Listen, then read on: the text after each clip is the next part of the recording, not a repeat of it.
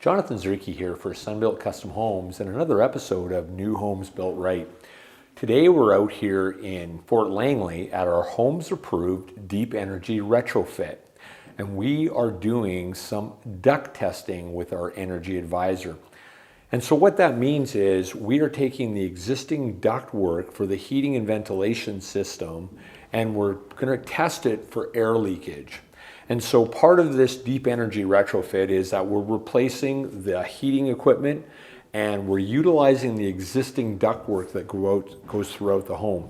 But part of this process is trying to determine how efficient this ductwork really is. And so we are going to do what's called a air tightness or a blast test on this ductwork. So our energy advisor has gone through and they have used this tape to tape off all the supply and return air grills. We will be highlighting in a later video about some of the testing equipment and we'll be talking with our energy advisor.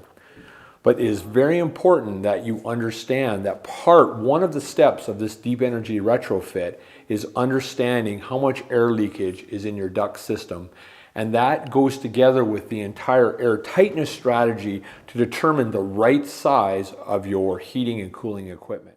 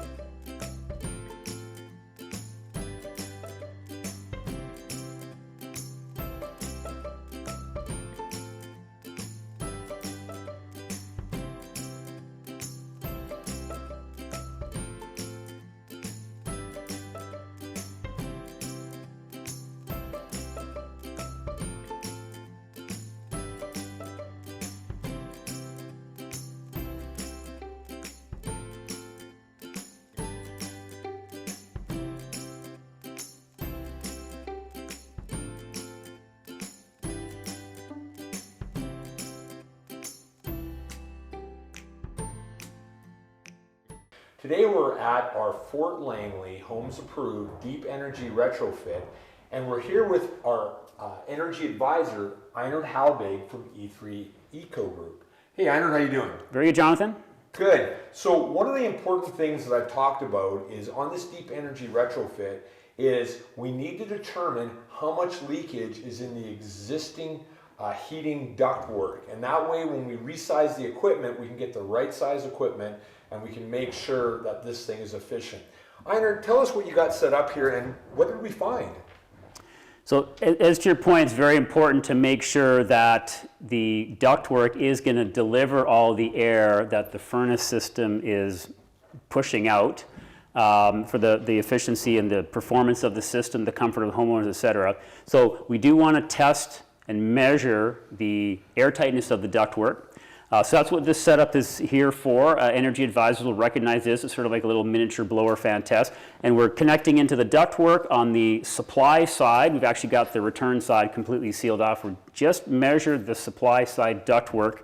And unfortunately, we found a lot of leakage. Yes, we did. So we looked at the leakage in a couple different ways. One, we measured the equivalent leakage area, so the size of hole. That would be the result if you added up all the leakage points in the supply side. And that came to about 160 square inches. Wow. So it's a little over a square foot. Yeah, that's quite a bit of leakage. It's a lot of hole, right? Yeah. It's a lot of leakage. We also measured the CFM of leakage, the cubic feet per minute. Now, our little duct blaster only can go so far. Yes. We got it to about 0.07 inches of water. Wow. So HVAC contractor recognized that's a lot less static pressure than the ductwork would normally be under when the heating system is connected to it. And that's just based on limitation of our equipment. And at that point, we were measuring a little over 700 CFM of leakage. Yeah.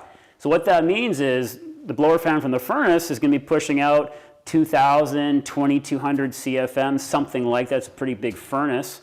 And we know that you're losing at least 700 CFM of that. So that's losing a third of what that thing can produce. Exactly. And it's actually going to be worse than that because we could only go to a relatively low pressure because your ductwork is so leaky. Yes, no, I understand that. One of the interesting things that we found, Einar, is when we tried to test the return air side, we found it seems like it's almost totally blocked, eh? Yeah, that was a good thing to find. You know, surprising, but then again, maybe not really. So we connected this to the return side, and we could build up the pressure. We could measure actually quite a bit of leakage as well. But what we couldn't find is we couldn't find a matching pressure on the other return air grills. Right. So that tells us that there's a disconnect. We know we're pushing air into the return air side, but it's not reaching throughout the extent of the return air ductwork. So that tells us that somewhere back there appears to be a blockage. Yeah, there does appear to be a blockage. And we connected to a couple of different return airs and kind of got the same result. Yes.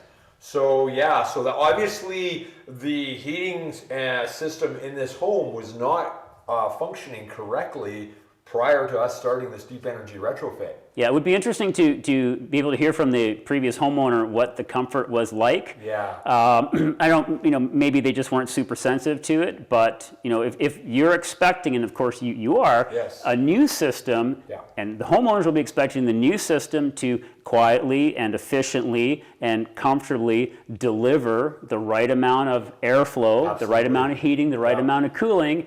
It cannot possibly do that with ductwork like this. No, absolutely, I would agree. Well, so now you know, right? Yeah.